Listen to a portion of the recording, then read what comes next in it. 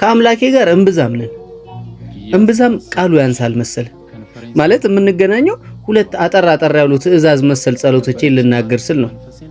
አንደኛው ለእናቴ አጸደ ገነትን፣ ሁለተኛውና ዋነኛው ደግሞ ወደፊት የምወልደው ልጄና ልጁ አሁን ላይ የምታወቅበትን ደርባባዬ ንፍጦ የሚለውን ስሜን እንዳይሰሙት ብቻና ብቻ ነው። እኩለ ሌሊት የደርባባዬን ስም እየጠራው አፍንጫዬ መቆጣጠር ያቃተውን ነገር ችላ እያልኩ ማልቀስ መታወቂያዬ ነው። አሁንማ የሰፈር ሰው እንደ ምልክት መጠቀም ጀምሯል። ና እስኪ ጎሽ ደርባባዬ ንፍጦ ሰክሮ የሚያድርበት ቱቦ አጠገብ ካለ ሱቅ ገዝተና ይባላል።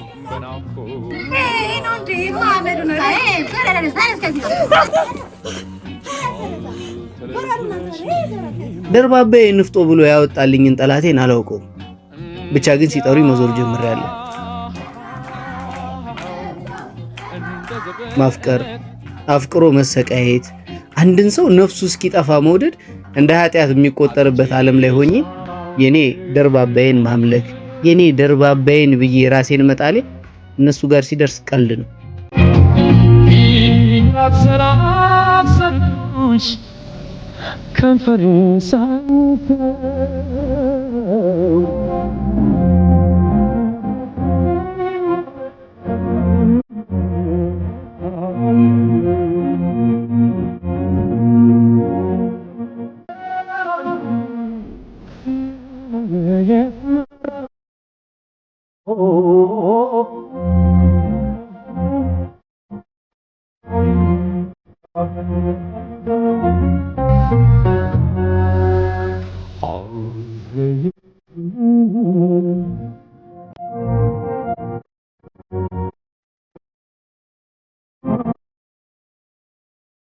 አካሉ ተነስ ምትወደው ገሰርክ ይላል።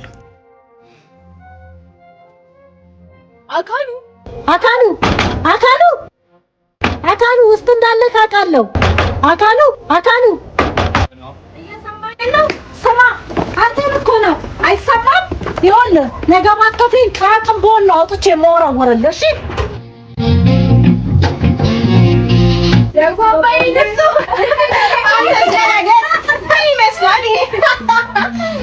አለመግባት አልችልም።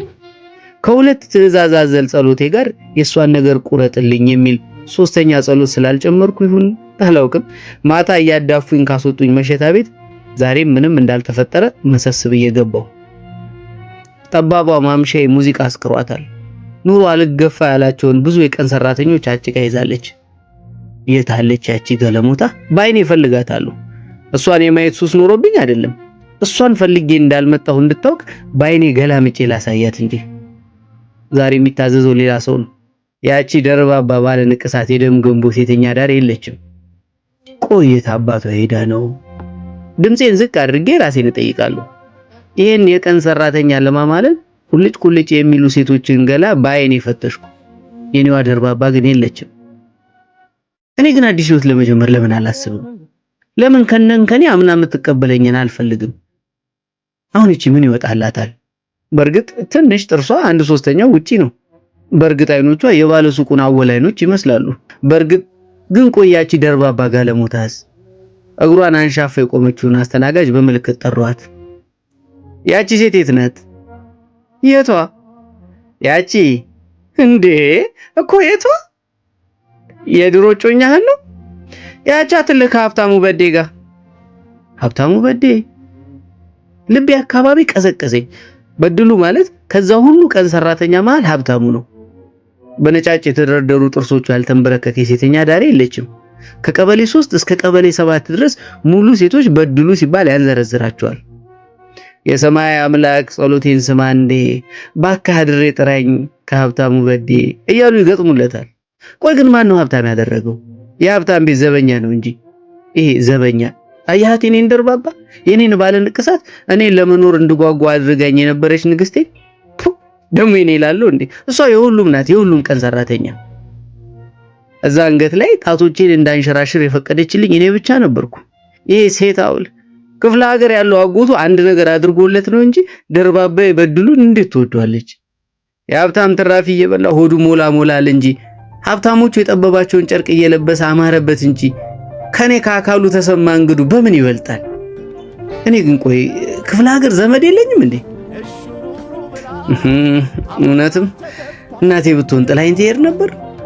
እናቴ ብትሆን የሚጎዳኝን እያወቀች የሌላ ሰው ትሆን ነበር? መተኪያ የሌለው የእናት ሞት ነው እንጂ። ድምፄን ከፍ አድርጌ ቆይ ምንድነው የማወራው? ሰክራለሁ እንዴ? እሺ የዛሬው ሳረቄ ለምንድነው ውሃ የሚለው? ይቺ ጋለሞታ ከዚህ ሴት አውል ጋር አሸሼ ገዳሜ ስትል አረቄ ማውጣት አቃታት አይደል? አካሉ ብቻ ማውራት ጀመርክ እንዴ? ዞር ያየሁት ግርማ ነው። ግርማ ግን ድሮም እንደዚህ ያስጠላል። አረቄው በጣም ቀጠና። የኔ ምንም አልሆንም እስኪ አንተን ብሎ በአንድ ትንፋሽ ጅው አድርጎ ከንፈሩን በእጁ ሞጀቀው። ቦክስ ልሰንዝር ይያንጠልጥዬ አውጥቼ ይዋጣልን ልበለው? ልክ ነህ ያንተ ቀጥኗል። እንካማ ቅመሳት ብድር የለ በመለስ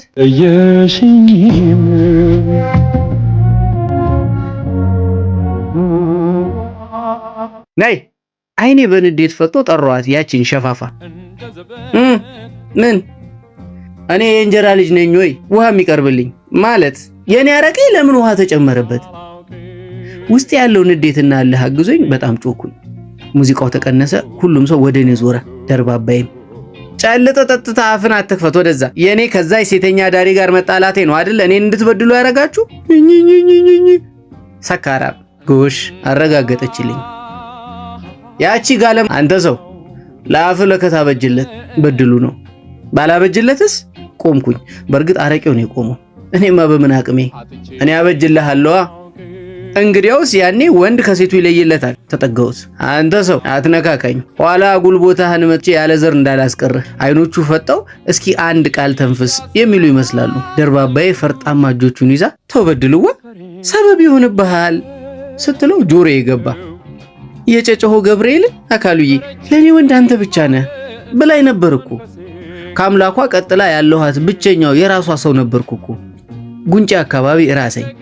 እንባዬ ያ ሁሉ ሰራተኛና ደርባባዬ ፊት አዋረደኝ። ወዲያው በለበስኩት ልብስ ጠርጌ አንተ ሴት አውል አላስጨረሰኝም። አንዳች ነገር ላይ ተከመረ። ለማርያም ዝክር የተጎዘጎሰው ቄጤማ ላይ ፊቴን ሸፍኜ ጥቅልል ብዬ ተኝቻለሁ። በድሉ መሰንዘሩን አላቆመም። አንዳንዴም እርግጫለሁ። ማገላገል የፈራ የቀን ሰራተኛ ከንፈሩን እየመጠጠ ያየኛል። በድሉ ግን አላሳዝነው። ድንገት ግን በመሃል የጠርሙስ ድምጽ ሰማሁ። ወዲያው አጠገቤ አንድ ግዙፍ ነገር ወደቀ። ሁሉም ሰው ጮኸ። ግራ ገባኝ። በድሉ ደምስሮቹ ተገታትሮ አጠገቤ ወድቋል። ደነገጥኩ። እሷ ናት እኮ ለጉልበቱ አዝና አረቄውን በውሃ ስጡት ያለችው ብለው ሲያንሾካሹኩ ሰማሁ። ይበልጥ ደነገጥኩ። ባለሁበት ጉልበቴን አቅፌ ቁጭ ብዬ ባይኔ ፈልጋት ጀመር። አየኋት የኔን እጮኛ፣ የኔ ጠበቃ። አይኗ በንዴት ፈጦ ቁና ቁና እየተነፈሰች በእጇ ጠርሙስ ይዛ ቆማለች። ደርባባዬ አሁንም ትወደኛለች እንዴ?